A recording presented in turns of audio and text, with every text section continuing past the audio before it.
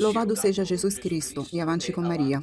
Uma boa e santa jornada a todos vocês, meus queridos filhos, nos sagrados corações de Jesus e de Maria e no castíssimo coração de São José. Bem reencontrados com a nossa coluna matinal na Argentina, Santos e Café, bom almoço, boa digestão, bom descanso, boa tarde a todos vocês, queridos filhos que estão na Itália. Espero que estejam todos bem, que estejam rezando por nós, por mim e pelo time que me acompanha nesta missão. Hoje é sexta-feira, 16 de janeiro. A igreja celebra a memória de São Marcelo, Papa e Mártir. Bom, praticamente nos primeiros 3 séculos, tornar-se Papa significava candidatura certa ao martírio. Este Papa foi muito odiado pelo imperador daquele momento, Maxêncio, que uma primeira vez o mandou limpar os estábulos imperiais. E o Papa resistiu e dali do cárcere, digamos, dessa prisão domiciliar, ele, São Marcelo, conseguia igualmente governar a igreja. Quando Maxêncio ficou sabendo disso, manteve ele ali até que o Papa morresse, diz assim o martirológio romano, pelo fedor e pelas privações enfrentadas. Bom, esta era a sorte dos papas, era o destino dos papas dos primeiros séculos, e hoje a lembramos esse cortejo de papas. Essa manhã, ao amanhecer, na minha oração pessoal, pensei neste cortejo de santos pontífices que estão diante do trono do Cordeiro e que adoram a Deus Pai, Filho e Espírito Santo. E nós rezamos a eles para que nos assistam do céu, esses santos papas mártires dos primeiros 3 séculos, dos quais faz parte justamente São Marcelo, Papa e Mártir. Portanto, hoje é sexta-feira, então lembro a vocês que é o dia da Paixão de Jesus, e parece um pouco estranho dizer que agora, nesse momento, que devem fazer a abstinência das carnes, visto que vocês já pularam 2 refeições, então fica apenas uma, já tomaram café na Itália, não? E até o almoço, então ficou apenas o jantar. Quero agradecer também as almas do pequeno resto, geralmente são aquelas que nunca fazem barulho. Diz assim um provérbio que faz mais barulho uma árvore que cai do que 10 pequenas árvores que crescem. E é mesmo assim, existem almas do pequeno resto que jejuam a pão e água, ou até mesmo não comem nada. E toda sexta-feira existem almas do pequeno resto que, como eu estava dizendo, jejuam a pão e água, não comem até a noite ou até a meia-noite, e também na quarta e na sexta. Eu tive que proibir algumas almas de fazer isso na segunda-feira, e senão elas fariam também isso com boa vontade na segunda, na quarta e na sexta. E repito isso porque realmente gostaria de agradecer essas almas penitentes que com alegria, com o entusiasmo da fé fazem estes jejuns. Repito, existem diversas almas que fazem o jejum na quarta e na sexta, e geralmente, pelo menos aquelas que eu conheço, essas almas espalhadas pela Itália, trata-se de fazer o jejum a pão e água, ou inclusive de não comer absolutamente nada. E conheço pessoalmente umas 2 almas que tive que realmente obrigar mesmo a não fazer na segunda, pelo menos, esse jejum. Mas, enfim, todos nós temos que observar essa abstinência das carnes. E preciso dizer que aqui na Argentina, já tivemos um primeiro domingo que passamos no Brasil, mas ainda mais aqui na Argentina, fica bem problemático, de verdade, não na viagem, missão, renunciar à carne, porque aqui é um alimento de base, como para nós é a massa, para a gente se entender. E aqui a carne vale tanto quanto para nós o pão, a pizza, a massa, mais ou menos é isso. Portanto, renunciar à carne não é tão simples, mas fazemos isso para adorar Jesus na cruz. E também queria lembrar o piedoso exercício da Via Crucis, com o qual nós contemplamos Jesus na cruz e o adoramos. O amamos por aquilo que ele fez por nós, aprendendo e nos ensinando a vencer em nós mesmos os nossos defeitos. A gente não pode desistir. E eu quero dizer para vocês, eu sou aquele que tem mais defeitos de todos vocês, como é notório, como é sabido, mas não temos que desistir diante de nossos próprios defeitos, mas acreditar na intervenção da graça de Deus. E, claro, colocando a nossa disponibilidade, a nossa colaboração nesse trabalho. Inclusive, quando nos sentimos frágeis, fracos, meus caros filhos, não vamos perder o ânimo, não vamos perder a força, mas confiemos na potência da graça de Deus. Eu sempre lembro daquela palavra de São Paulo. Estou lendo agora nessa pequena van e agora vou falar para vocês, vou contar um pouquinho. E como eu tenho muitas horas à disposição, estou lendo uma série de biografias sobre São Paulo. E é verdadeiramente uma figura incrível, fulgurante São Paulo, o apóstolo, não é mesmo? E, entre outras coisas, ele é o primeiro grande missionário, não é São Paulo. E von Balthasar falava de princípios na igreja. e de aplicações. Existe o princípio mariano, que é extensivo a toda a igreja. Depois ele fala do princípio petrino, que na igreja é Pedro, que representa a hierarquia, o direito, a instituição sagrada. E depois ele fala também do princípio joanino, ou seja, João representa na igreja os místicos contemplativos. Mas existe também o princípio paulino, que Von Balthasar, talvez por causa de sua experiência, talvez não tenha aprofundado até o fim. Permito-me dizer que é o aluno que diz ao mestre como, de qualquer forma, vamos, enfim, o princípio paulino é muito importante, indica os missionários. E estamos falando muito disso nesses dias. O princípio paulino indica os missionários e Paulo é o missionário de Jesus Cristo. E justamente ontem, no final da tarde, quando na Itália era noite profunda e a gente estava no ônibus, agora vou contar para vocês, como estava falando, eu estava lendo A Chegada de São Paulo em Atenas. E, meu Deus, meus filhos queridos, nós estamos agora para chegar em Buenos Aires. E, mutatis mutandis, estamos ali. A situação é parecida. Atenas era uma cidade cosmopolita, grande, e mesmo que tivesse passado dos 200 mil habitantes no século IV a.C., se não me falha a memória, e apenas 20 mil, 40 mil habitantes quando Paulo chega lá. Mas, de qualquer maneira, era uma Oxford, não? Era tipo uma Cambridge da era antiga. E Paulo tem a coragem de ir ao Europágo e de puxar conversa com os filósofos que estavam lá discutindo. Ele abre uma questão e anuncia Jesus Cristo. E esse autor que eu estava lendo, talvez ele tenha sido um pouco, não sei, pois é, impulsivo, muito direto. Ele podia começar a falar, abrir um diálogo com eles, a fazer enculturação e depois planos aos poucos. Eu, pessoalmente, quero dizer que Paulo fez bem o que fez, ou seja, ele foi lá dizer: anúncio a vocês a ressurreição dos mortos em Jesus Cristo. E sobre isso, te ouviremos outra vez. E o que mencionava São Paulo? Bom, Paulo dizia, a graça de Deus em mim não foi vã. E ele disse isso quando já estava velho, com os cabelos brancos, quando já era idoso. E eu começo a ter alguns, mas aguento, ainda não dá para ver muito, porque tenho cabelo castanho, senão daria para ver muito mais, não esses que estão ficando brancos. Mas no meu corpo eu estou sentindo isso. Estou sentindo que estou avançando com os anos. E que maravilha poder dizer, a graça de Deus em mim não foi vã. E isso que quer dizer?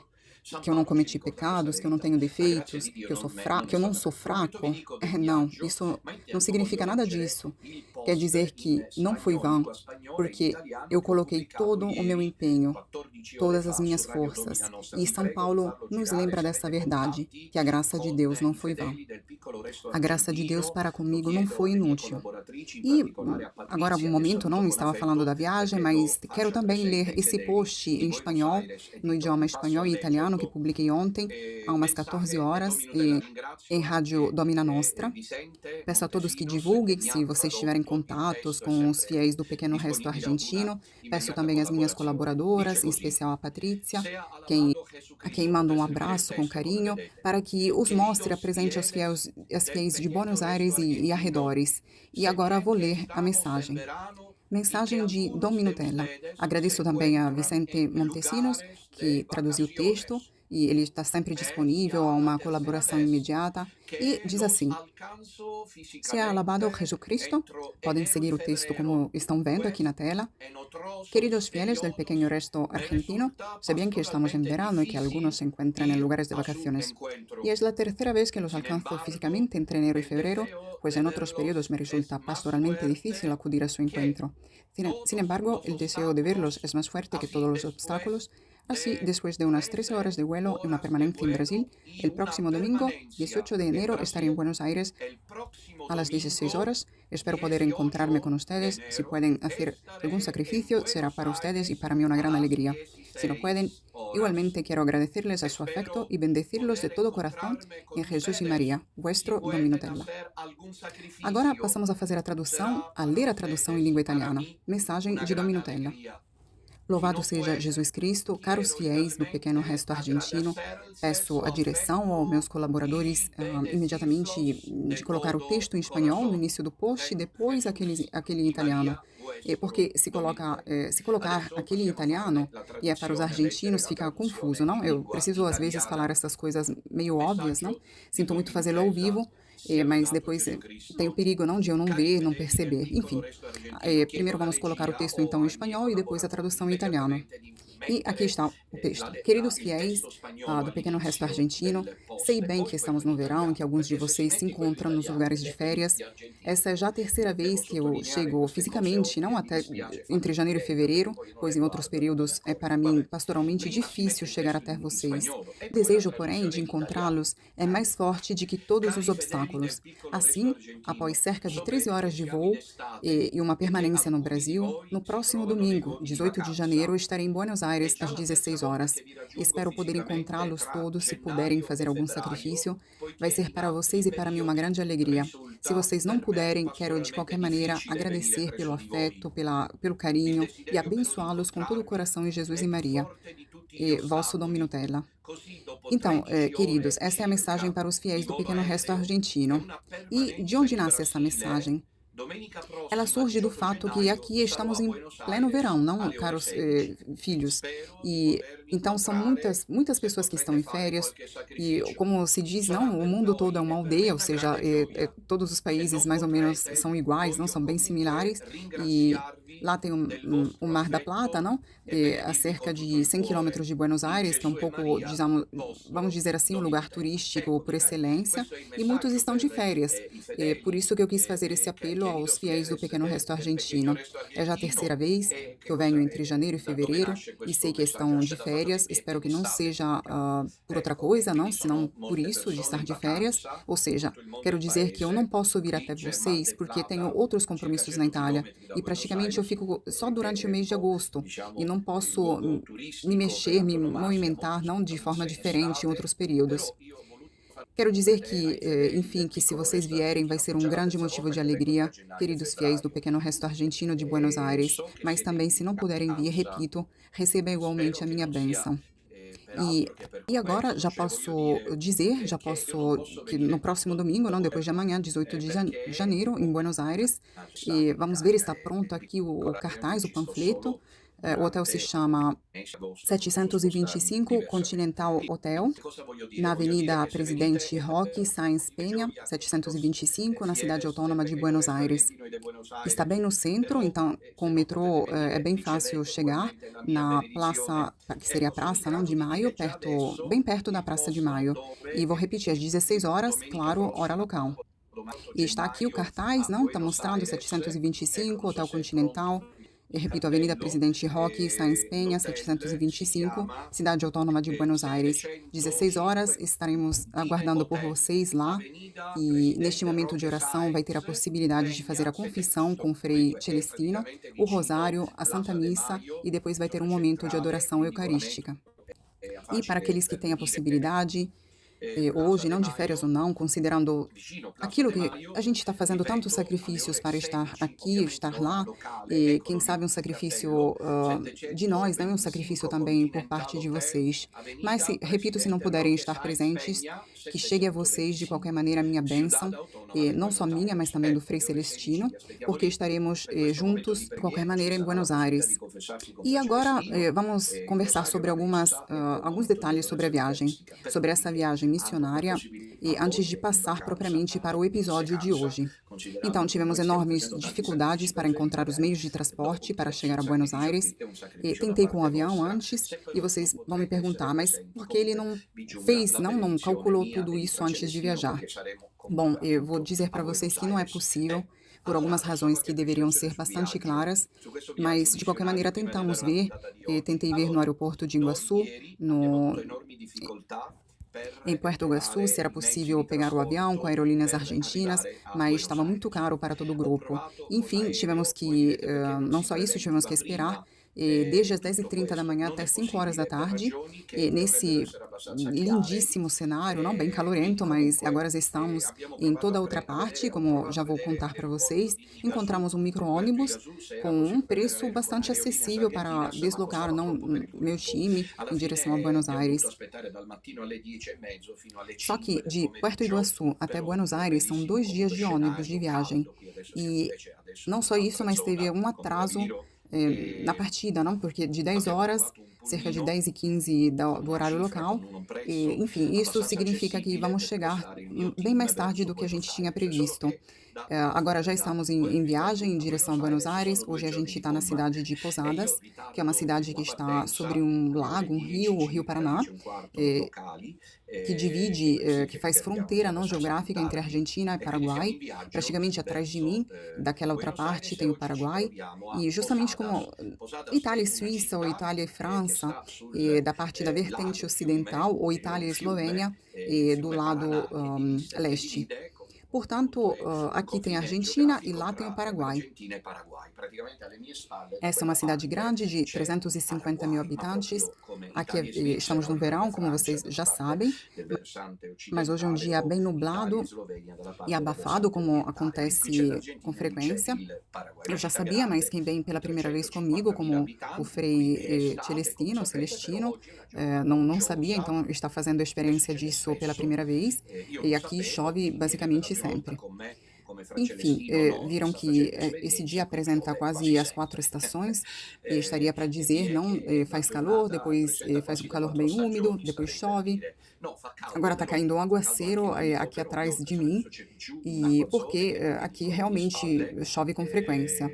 E depois de Santos e Café, a gente vai se colocar novamente em viagem, mas com uma atmosfera de entusiasmo na fé, de alegria na missão, de moral alto com o meu grupo para ir até Buenos Aires, onde não sabemos quem vamos encontrar. E como, pelo tudo que foi dito, não, justamente, e a gente entende, tem muitas pessoas que estão de férias, entre os fiéis do pequeno resto argentino, e é justamente por isso que a gente não sabe quantas pessoas vamos encontrar. Assim como encontramos poucos em São Paulo, quem sabe vamos encontrar também poucas pessoas na Argentina. Mas a gente veio para lançar a semente, para plantar a semente, como fez São Paulo no Mediterrâneo. Depois como eu disse, está tudo nas mãos de Deus. Abrão, sai da tua terra e vai para a terra que eu te mostrarei. Mas, passando de uma coisa para outra, finalmente nasceu pela primeira vez de maneira oficial um pequeno resto brasileiro, com um chat próprio, um responsável e assim por diante. Vamos tentar fazer a mesma coisa de maneira definitiva também na Argentina nos próximos dias, para criar ali também um chat local. E assim, se a gente chegar também em outros lugares, vamos tentar fazer a mesma coisa, como está também nos meus planos. E a vocês eu peço novamente rezar por tudo isso, nos sustentar se possível. Estão vendo essa imagem, esse círculo aqui abaixo à minha direita? Está indicando quantos dias a gente está em trabalhos para fazer a reforma, não, no Piccolo Tabor de Trebaceleghe. São 40 dias, faz 40 dias que estamos trabalhando. Mais cedo ou mais tarde, inclusive, não, vamos fazer nos próximos dias, vou fazer sem dúvidas, vou mostrar para todos vocês as imagens dos trabalhos, das obras que está tendo no Piccolo Tabor, em Trebaceleghe. E peço também que vocês se lembrem que precisamos de ajuda. A obra continua também graças aos sacrifícios de vocês. No começo, quis agradecer todos aqueles que jejuam, que estão rezando hoje, sobretudo hoje que é sexta-feira, e pela obra, mas também agora gostaria de agradecer a todos aqueles de que de alguma forma participam da obra de sustento econômico do projeto. Esse que vocês estão vendo é o IBAN, a conta corrente, postal, o PayPal. Se puderem, ajudem-nos como vocês puderem. E a todos aqueles que com discrição e com elegância fazem isso sem tocar trombetas, exatamente isso que permite a gente de seguir adiante. Queria também dizer para vocês que, muito provavelmente, amanhã vai ter a coluna Santos e Café, vai ter o nosso programa aqui no YouTube. Porém, vamos ver, vocês deem uma olhada amanhã na programação e eu vou falar para vocês, vou comunicar, respeitando também as horas de viagem que vamos já começar hoje. Enfim, no domingo, o programa O Padre Responde, depois de amanhã. Não vai ser possível fazer essa programação porque às 16 horas locais, que vai ser 8 horas da noite em Roma, na Itália, então isso quer dizer que se eu começar às 16 e depois às 21 na hora local italiana, não vou poder, não vou conseguir, basicamente, porque vou estar celebrando o sacrifício eucarístico e vai ser um momento de oração com os fiéis do pequeno resto argentino. A missão é linda, filhos caros, é um momento de graça. Levo todos vocês no meu coração e daqui a pouquinho eu vou celebrar a Santa Missa nesse hotel e vou apresentar todos vocês, colocando-os no cálice, sobretudo os doentes e os que estão sofrendo do pequeno resto, as pessoas idosas, as pessoas sozinhas, aqueles que estão enfrentando provações e cruzes, para que ninguém se perca de ânimo, mas que todo mundo, com a graça de Deus, consiga seguir adiante. E agora eu vou dedicar uns minutos ao tema de hoje e vou virar de página. Então, vou trocar de assunto e, em memória do professor Caccioli, e vou falar com relação sobre as catequeses dos dias passados, nas quais tratamos da missão, porque hoje o título, como agora a direção vai mostrar, é o seguinte. Vamos ver aqui. A cúpula sinodalista e a nossa resposta. Enquanto nós estamos aqui na Argentina, uma terra bela, linda, então, enquanto estamos aqui na Itália, em Roma, a tensão está nas estrelas. A situação está muito tensa. E por que isso? Porque a cúpula sinodalista realizou um verdadeiro blitz inesperado para todos, inclusive para mim. Inclusive, eu estou dizendo isso porque nem eu esperava que acontecesse isso, nem eu, meus queridos filhos. Foi uma verdadeira blitz, um ataque surpresa. É como se quebraram um acordo Ribbentrop-Molotov, ou seja, Burke e Prevost, que previa uma pax litúrgica, previa essa paz litúrgica. Então, isso não fui eu que inventou, mas era justamente assim, na expectativa geral desse consistório, que agora está se tornando. E reparem a camaleôntica capacidade estratégica dos maçons no Vaticano, porque estes são realmente maçons, do sínodo, da Assembleia Sinodal do Consistório. Agora, o sínodo está continuando, mas como foi desmascarado por muitas partes, a palavra-chave torna-se agora o consistório. Com Bergoglio era o sínodo, com Prevost será o consistório. E o que é esse consistório? Cardeais, venham a Roma, mas fiquem calados porque decidimos nós. E nós quem somos? Nós da cúpula sinodalista. Os maçons no Vaticano, a Pantera Negra, os partidários de Satanás que estão dia após dia, pedra após a outra, estão construindo a igreja de Satanás, o corpo místico do anticristo. Enfim, em Roma tinha uma expectativa, mais ou menos desde o mês de novembro, e muito mais depois, em todo o mês de dezembro, todo mundo falava só disso, e inclusive eu, se falava só do consistório. Ou seja, a reunião convocada pelo Papa de todos os cardeais do mundo.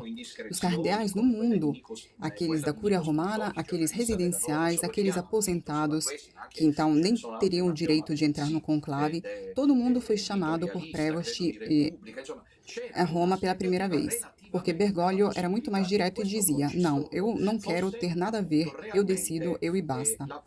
Ao invés disso, Prevost chamou todo mundo em Roma, e qual era a expectativa segundo o blog Messa em Latino, esse blog não chamado de Messa em Latino, e outros também blogs e outras indiscrições também, como aquelas de Nikos Puntoni, um jornalista do jornal Nova Bússola Quotidiana, mas eu vou me limitar a falar só desses. Mas acreditem, tem também outros, como Matteo Matuzzi, que é um editorialista, acho que do jornal República, enfim, tinha uma expectativa relativa à possibilidade de que esse consistório fosse uma virada de Prevost de uma igreja não mais bergogliana, como fazendo as pazes com os tradicionalistas, fazendo as pazes com essa parte esse grupo, digamos assim, antirreformista, liderada por Burke, e verossimilmente não liderada por Burke, mas não só isso, para impedir justamente o confronto e então a expectativa de pelo menos um início de discussão no interior do consistório entre os cardeais relativamente à questão litúrgica. Ou seja, a missa tradicional, que lembro, ainda hoje é oficialmente impedida, proibida, e é uma bagunça, uma confusão, estão na confusão total, porque ainda hoje, oficialmente, o magistério oficial tem o Traditionis Custodes e tem o Rescrito Ex Audientiae, me perdoe, me confundi, que foi dado por Bergoglio ao cardeal Roche, que diz que para celebrar a missa tradicional é preciso pedir nada menos que a permissão à Santa Sé. Entenderam? Então, tem que pedir a permissão à Santa Sé. Então, a nível oficial, ainda hoje, a missa tradicional é proibida. Por isso, foram não a um consistório com a esperança de que mudasse algo. E o que aconteceu, em vez disso? Que a cúpula sinodalista, aquela cúpula de cardeais que estavam todos lá propositalmente, podem ver os perfis no Facebook, também os canais no YouTube, etc., por exemplo, do Vatican News, aqueles ali mostraram isso abertamente, um fato que não acontecia desde os tempos de Bergoglio, ou seja, entre aspas, os abutres voltaram ao campo, ou seja, os oportunistas voltaram à carga. E olhem bem, junto à maçonaria eclesiástica, eu falo daquela eclesiástica, e é sempre bom precisar isso, porque daquela mundana, aquela social, não me importa. Não me falam que o Rotary é uma coisa maçônica, me falaram isso, não sei se é, mas aqui está cheio de Rotary, em todo lugar está escrito Rotary, mas talvez não aqui em Posadas, em todo lugar entre Brasil e Argentina, encontrei esse emblema, essa escrita do Rotary, mas não me importa isso, eu falo da maçonaria eclesiástica para evitar equívocos. Então, eu estava dizendo, esses cardeais permanecem, agora vou falar para vocês os nomes, eles estão bem na sombra, estavam bem na sombra antes do consistório. Mas no consistório, como foi? A cúpula sinodalista realizou umas ações e uns gestos decisivos. O primeiro gesto decisivo foram as mesas redondas, como no sínodo sobre a sinodalidade, que foi um projeto de Bergoglio. E para vocês, isso parece que já não era um sinal absoluto, digo absoluto de continuidade com a tradição de Bergoglio? Claro que sim. Se vocês forem olhar as imagens, não sei se a direção vai conseguir botar elas aqui na tela, tem umas imagens justamente dos cardeais no consistório, sentados à mesa, como no sínodo sobre a sinodalidade. Mas o que é mais interessante é ver estes dois cardeais da cúpula maçônico-sinodalista, que querem mudar a Igreja de Jesus Cristo. Sim, eles querem mudar a Igreja de Jesus Cristo em algo como uma igreja sinodalista, que significa o quê? O corpo místico do anticristo. E, enfim, todos esses que nunca mais tinham se encontrado, esses cardeais, e todos de uma só vez estavam nessa mesa do comando. Eu vou fazer os nomes e vocês vão entender o porquê. Eu vou começar pelo Fernandes. O Fernandes tomou a palavra, fez uma intervenção. Aqui, a direção, por favor, atenção, vamos fazer de maneira que sejam as imagens aparecer, não do sínodo, senão vão me atacar, mas do consistório, não do sínodo, então vamos prestar atenção. Então, retomando aqui, Fernandes tomou a palavra e fez uma intervenção no consistório. E fez uma intervenção de não pouca importância, muito, muito importante. Existe um artigo de Aldo Maria Valle com o título Fernandes no Consistório, como manipular a ideia do querigma. Então, esse é o primeiro abutre sinodalista do qual estamos dando notícia, que foi chamado no blog do Aldo Maria Valle o soft porn, ou seja, a pornografia soft. Enfim, ele, como foi chamado assim no blog, interveio no consistório, dizendo para colocar de um lado para sempre a doutrina. Estão lembrados desse mantra luciferino de Bergoglio e de sua cúpula? Ou seja, Fernandes estava lá, e como podem aqueles que dizem que o Papa Leão é o Papa da Mudança continuar dizendo isso? Mas por que não saem de lá? Mas por que continuam enganando a si mesmos, suas próprias almas. Fernandes continua lá, está no seu lugar. Isso é um escândalo em Roma, e Fernandes é o prefeito da fé, em modo soft porn, que tomou a palavra no consistório. Mas não terminei. Depois apareceram outros, sabemos, graças às notícias dadas pela Nova Bússola Quotidiana, esse jornal que interveio o cardeal Roche. Ele é um cardeal britânico-inglês, prefeito da liturgia. Eu nunca tinha mais ouvido falar desde que morreu Bergoglio, e agora voltou com tudo, e também disse: o rito latino, desde os tempos de São Pio V, é um só. Para ele, isso significa niet, ou seja, não às aberturas, não à solicitação de abertura, de legitimação da missa tradicional. Mas, ao redor de Prevost, que aparece cada vez mais incapaz, ao meu ver, de gerir as coisas, cada vez mais artificial, mais insignificante, bom, melhor para nós, não ao que parece. Estamos vendo ele rodeado de cardeais que fazem parte da cúpula sinodalista, e aqueles que devem destruir, como Bergoglio já tinha iniciado isso, a Igreja de Jesus Cristo, e transformar ela na Igreja de Satanás. Vou falar ainda mais outros dois nomes. Esses são cardeais hiperprogressistas que estavam ao redor de Prevost. Um é Tolentino de Mendonça, poucos conhecem ele, é um cardeal português criado por Bergoglio, e depois tem o cardeal Tagle, ele que foi feito cardeal por Bento XVI, mas que está lá como um dos patrocinadores de Prevost. E depois tem o cardeal Mário Grech, que desceu também ele a campo. Uma coisa que me impressiona muito é notar, mas existe um repertório fotográfico amplo, eu não tenho tempo de fazer tudo, mas isso me impressionou muito, tem um repertório no qual, umas fotos na qual se vê que Prevost está chegando com a sua pasta, porque ele tem que andar assim, e sempre que o Papa leva suas coisas, não, na mesa dos cardeais, estes cardeais, não, os senhores, estão colocados ao lado. Em um parênteses, já falamos sobre eles, sobre os cardeais dissidentes, que chamam assim, não? Aqui está a quebra do acordo, Burke e Prevost. Esses cardeais foram praticamente todos calados. Mas vamos chegar sobre isso. Antes eu queria falar com vocês sobre o que me impressiona muito nessa sequência fotográfica, na qual se vê Prevost, que está chegando à mesa, e todos estes estão lá. Estes que falei para vocês e não outros.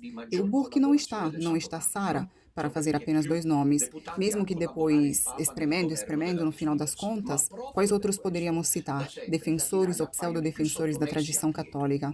O Müller não está, mas em vez disso estão Grech, está Tolentino, está Tagle, estão esses cardeais da cúpula. E a coisa que me impressiona muito, porque as imagens valem mais do que 1000 palavras, é ver o Prevost chegar vestido de branco, isto era impensável, parece-me que já falei com vocês sobre isso.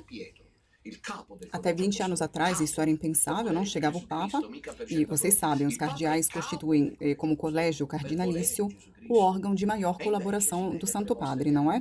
E são aqueles mais deputados, mais a colaborar com o Papa no governo da Igreja Católica. E justamente por isso, nessa foto, os cardeais deveriam ter aparecido mais submissos a Pedro.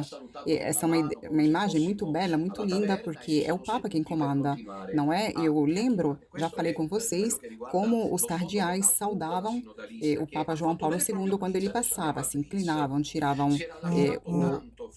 o chapéu, inclinavam beijando a mão. Alguém, inclusive, se colocava de joelhos.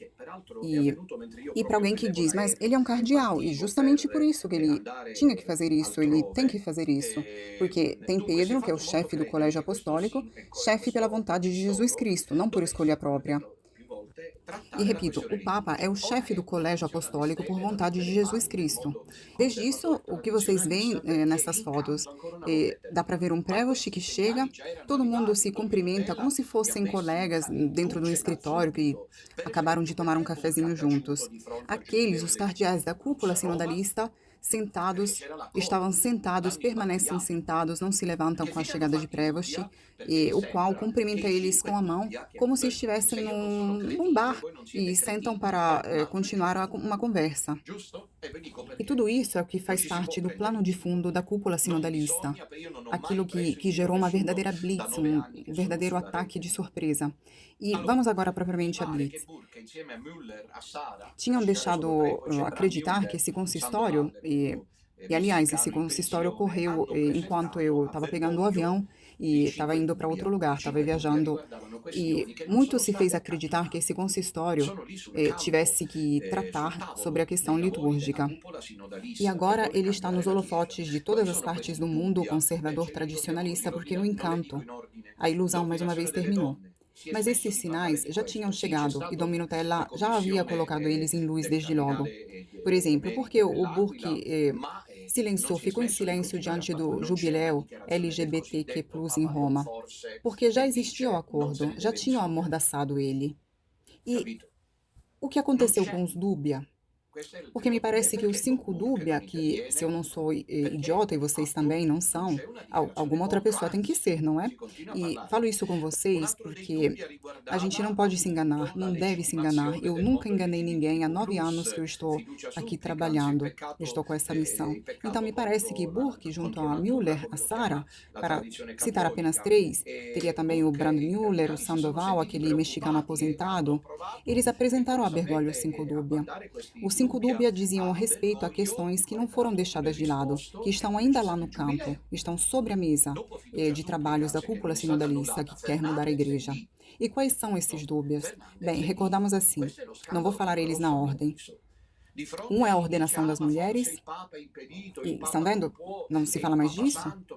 Sim, houve até uma comissão do cardeal emérito Dell'Aquila, mas não pararam de falar sobre isso. Não existe nenhuma declaração do chamado Papa Leão que diz que não se deve mais discutir sobre isso. Vocês entenderam? Não tem.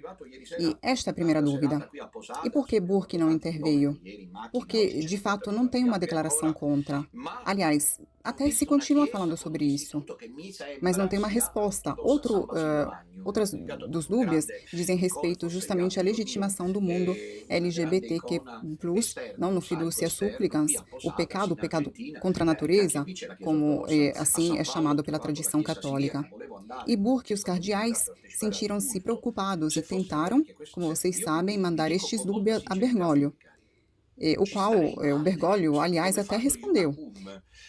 No entanto, mesmo assim, houve o jubileu, depois de Fiducia Supplicans, que não foi anulada. E Fernandes está ali. Não, Fernandes está ali. Este é o escândalo maior, a meu ver. Diante de quem diz, mas talvez o Papa esteja impedido, o Papa não pode, é o Papa Santo que sofre pela igreja, etc. Mas olhem, Fernandes está lá. Ele é o redator de Fiducia Supplicans. É uma vergonha. Se fosse a Igreja Católica, eu iria entre os ortodoxos. Que cheguei ontem à noite, à tarde, aqui em Posadas, fizemos muitos quilômetros de carro e hoje nos esperam mais quilômetros, outros quilômetros ainda, mas eu vi uma igreja que me parece ser ortodoxa, São Basílio Magno, e tinha uma grande ícone. Talvez os outros estivessem dormindo, enfim, tinha uma grande ícone aqui externa, um mosaico externo aqui na cidade de Posadas, na Argentina, e da igreja ortodoxa. E em São Paulo, inclusive, encontrei uma igreja siríaca e queria ir. Depois não consegui, não teve possibilidade de participar do culto.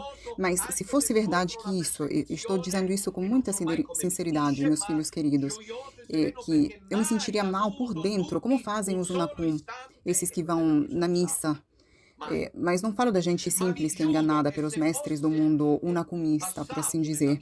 Como fazem aqueles do mundo unacum a viver, a gerir o desconforto de estarem nessa igreja, pensando que é a igreja católica e que aquele é o vigário de Cristo. Olhem que é preciso muita coragem, mas muita coragem mesmo. Eu iria embora logo, sem fazer clamor, sem fazer barulho, sem fazer confusão. Eu iria embora se eu fosse convencido na minha consciência um só instante, e, por sorte, a graça de Deus me iluminou, então nunca tive dúvidas, como sabem, mas nunca mesmo tive dúvidas que aquela de Bergoglio é a falsa igreja, é o corpo místico do anticristo, é o monstrum teológico, é a obra de Disceptio, de que falava Ticônio. O terceiro segredo de Fátima é a falsa igreja, da Maria Catarina Emmerich, que é Satanás que entrou na igreja, como disse Padre Pio. Nunca tive dúvidas, mas nunca. Eu vivo sereno e alegre, mesmo que possa sofrer na perseguição. Não sei quando vou terminar, mas continuo alegre e sereno, porque nunca tive dúvidas, um só instante, que aquela é a igreja de Satanás, nunca. Mas juro para vocês que se tivesse passado pela minha cabeça a dúvida, ou a certeza, como pensa o Zonacum, que porém certeza não tem, mas fingem, enganam a si mesmo, são aqueles reflexos mentais, aqueles pensamentos. Se tivesse tido a certeza que aquela é a igreja ainda de Jesus, que em Roma está a igreja católica, que a igreja de Prevost, Bergoglio, Fernandes, Roche, todos esses aqui, Hollerich, Zuppi, Kupich, Separolo, é a igreja de Jesus Cristo com os seus embustes, não? Os seus subterfúgios, com toda esta manobra que dura há 13 anos e sabe-se lá quando terminará. Mas sabe-se mesmo, não se sabe quando terminará. A esse ponto, não sei se é Deus, mas são os homens que, enfim, e Deus tolera, tem paciência. Sabemos que a uma certa hora, esperamos o quanto antes, porque praticamente os homens, os padres, estão fingindo que não é nada, porém estão com as costas contra a parede, e aqueles conservadores e tradicionalistas, como vou falar com vocês, porque Prevost quebrou o acordo, fez crer a Burke e a todos que tinha concedido a eles aquilo que tinha prometido. Porém, eles tinham que ficarem calados. E eles ficaram calados. Vamos voltar aos Dúbia. O Burke ficou calado. É um escândalo, é um escândalo. Burke não é menos escandaloso do que Fernandes, aliás, mais, porque Fernandes sabemos de como ele é feito. Mas o Burke que faz o santo, com a capa magna longa de 3 metros e depois cala sobre o que aconteceu no ano passado, em 6 de setembro em Roma, isso é um escândalo. Sobretudo, que escreveu os Dúbias ao Papa e viu que eles nem se importaram. Ele calou porque pediram isso para ele, era o preço a pagar, e agora se ferrou, porque ficou calado. O avanço das tropas anticristãs ocorreu e Burke se encontra com um punhado de mosca nas mãos. Mas se aquela fosse a Igreja Católica, eu, filhinhos caros, asseguro para vocês, eu teria pego minhas filhas, meus filhos espirituais e teria ido para a Igreja Ortodoxa. Eu sou siciliano e eu, na Igreja Ortodoxa, teria me sentido à vontade, teria estado bem. Mas eu, pelo contrário, e aqui está a nossa resposta à cúpula sinodalista, eu recebi uma missão. E essa é uma missão na missão, essa que eu estou vivendo aqui nesse período entre janeiro e fevereiro na América Latina. É uma expressão da verdadeira missão, aquela intangível, aquela que vem de Deus, me entenderam? É uma das grandes missões da igreja. Um dia vocês vão ver, talvez a gente nem vai estar mais aqui, mas essa é a nossa resposta à falsa igreja, uma missão específica, nada menos que aquela de salvaguardar e guardar um pequeno resto que de outra maneira teria se perdido. Porque, graças a Deus, no planeta católico, digo, nem todos são desonestos, como os Unacum. Tem gente séria que diz, basta, eu não posso ficar um instante mais e ser cúmplice desses avanços que não são e não podem ser a Igreja Católica. Uma igreja que dá comunhão aos divorciados que se casaram de novo, indo além do Evangelho, como norma normatizada, não pode ser mais a Igreja de Jesus Cristo. Não é. Simplesmente não é. E se fosse, Cristo nos enganou. Porque as portas do inferno, era justamente o Evangelho de hoje, aliás, não prevalecerão. Não prevalem. Então, a missão era aquela de construir, realizar, em meio a imensas provações, porque somos impedidos pela mídia, pelo mainstream maçônico. Eu fui por anos e continuo sendo demonizado. Toda a história sobre essa questão do arroto, não, eructo, vocês lembram? É uma história verdadeiramente triste, infame, por parte de quem levou ela adiante. Porque eu já expliquei as coisas como estão. Falaram que eu me referia a um arroto real. Eu falei isso? Sério? Eu fiz o exemplo do arroto, mas é gente malvada, é gente pérfida, é gente alinhada. Sabem por que todos me atacam? Porque sou único com os meus confrades. Aliás, aproveito para saudar Dom Henrico, Dom Ramon, Padre Ioannes, que se encontram na Europa. Eles estão na Europa, não se pode ouvir do outro lado do mundo, mas eu abraço eles com carinho. Enfim, nos atacam porque nós gritamos a verdade. Somos a única verdadeira alternativa.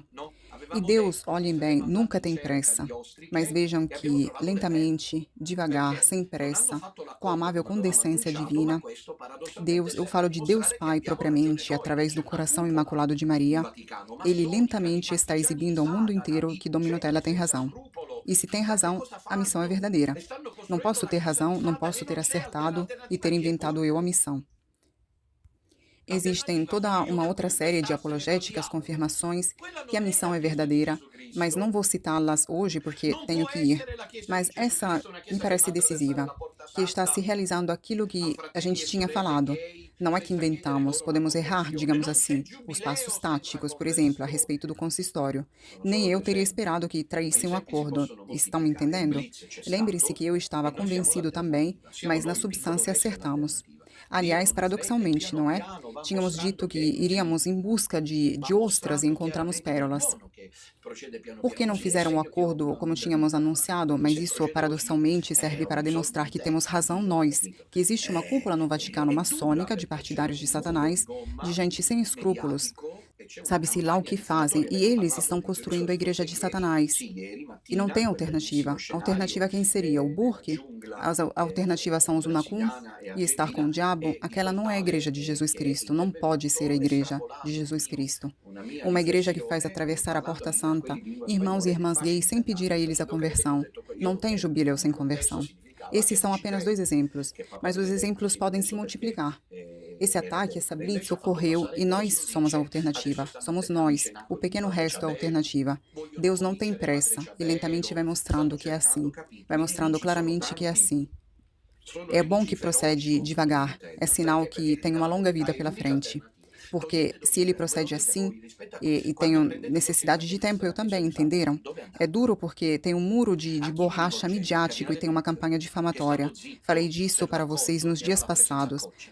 Talvez ontem pela manhã, naquele belíssimo cenário na floresta brasileira e argentina. E eu comentei sobre aquela pessoa que fez um comentário tirando uma parte, cortando uma parte de uma minha homilia e uma minha reflexão, e agora falando específico a vocês de língua espanhola, querendo enganá-los, não? Dizendo que, no contexto, eu queria dizer que eu não acredito que o Papa Bento se demitiu porque era fraco.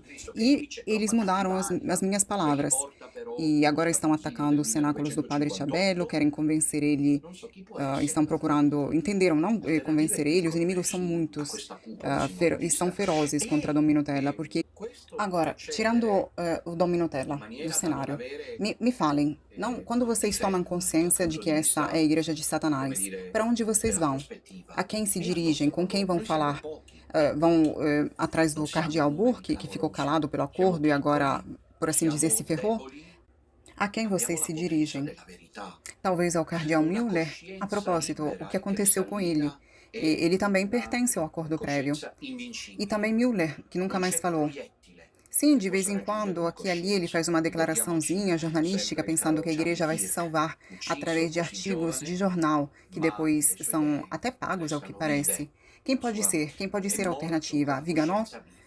Que pega os fiéis que entenderam que essa não pode ser a igreja de Jesus Cristo e que tem um ar estranho, por assim dizer, mas leva eles para o quartinho de 1958. Não sei quem pode ser a alternativa. A alternativa é o pequeno resto. É a alternativa a essa cúpula sinodalista. E essa maneira de proceder, a não ter pontos firmes, do ponto de vista, por assim dizer, de uma perspectiva, está ao nosso favor. A gente, somos poucos, não somos números clamorosos, somos pequenos. Somos fracos, mas temos a potência da verdade. Uma consciência livre e cristalina é uma consciência invencível. Não tem um projétil que possa atingir uma consciência limpa. Lembramos sempre do querido Charlie Kirk, que morreu tão jovem, mas suas ideias permanecem vivas. Ele morreu com a consciência viva. E aqui, essa blitz no consistório foi clamorosa. Agora a Prevost anunciou que em junho vai ter outra. E como falei para vocês, é a passagem entre a dinâmica sinodalista, que irá adiante porque o cardeal, me parece, Greste, tornou notório, conhecido que essa preparação para a Assembleia Sinodal, vocês lembram a Assembleia Eclesial de 2028, que foi o último ato assinado por Bergoglio antes de morrer.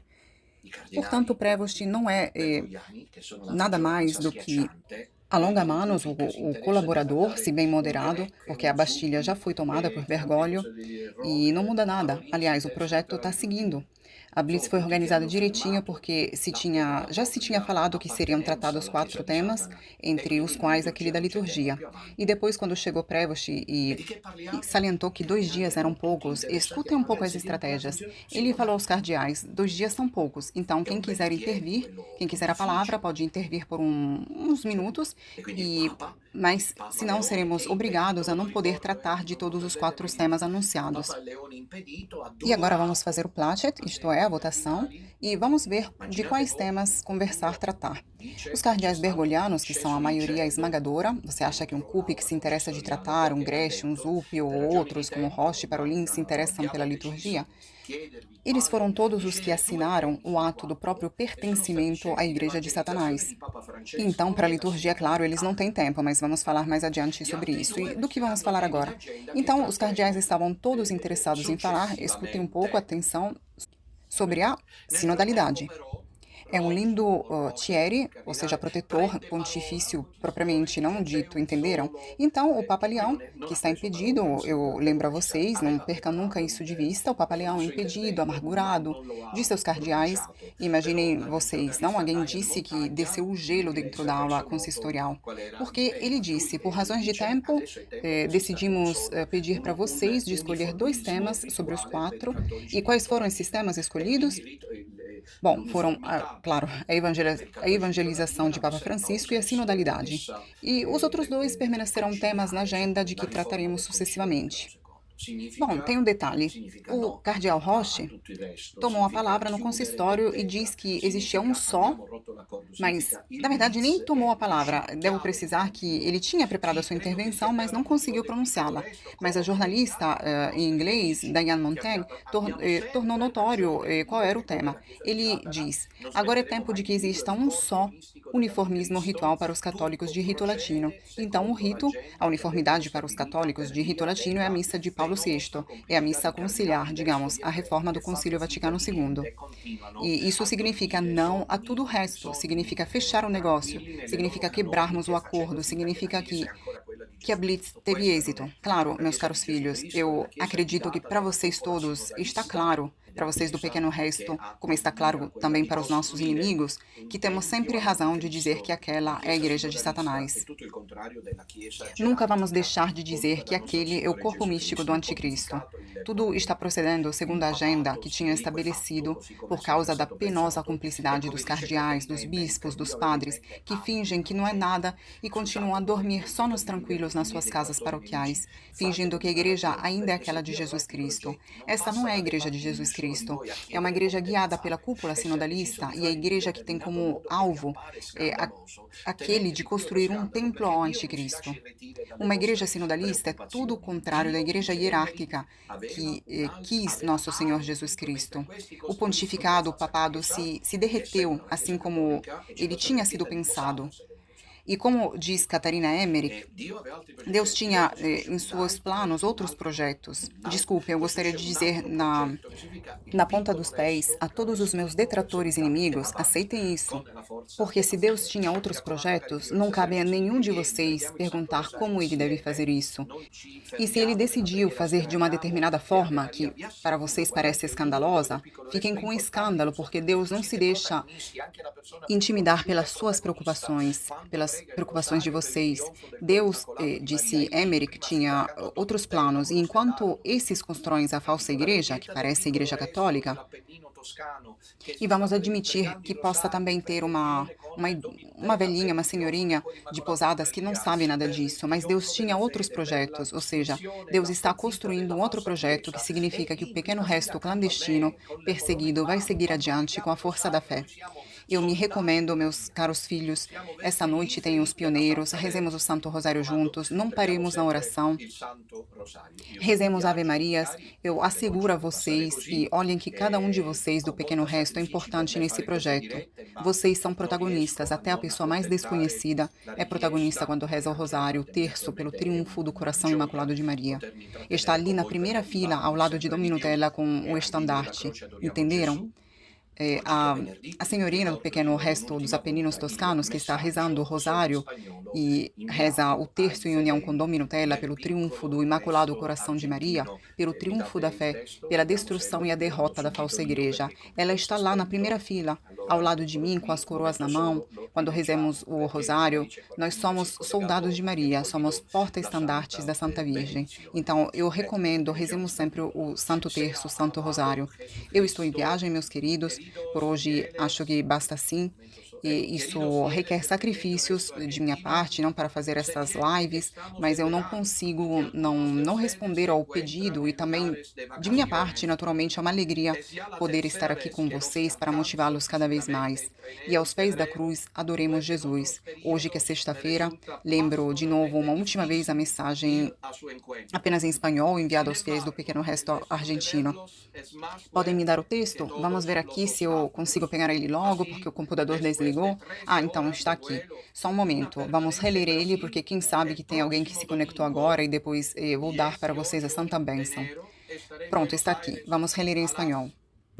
Sea alabado Jesucristo, queridos fieles del pequeño resto argentino, sé bien que es verano y que algunos de ustedes se encuentran en lugares de vacaciones, y es la tercera vez que los alcanzo físicamente entre enero y febrero, pues en otros periodos me resulta pastoralmente difícil acudir a su encuentro.